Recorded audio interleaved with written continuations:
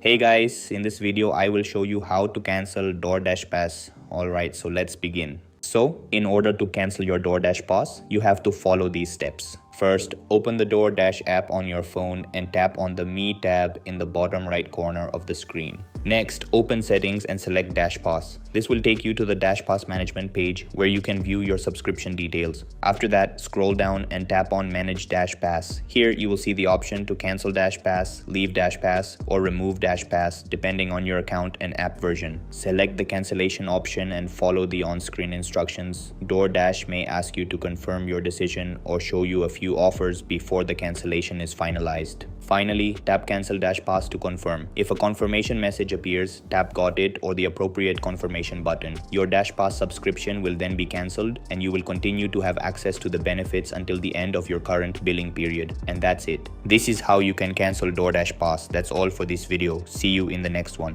Thanks.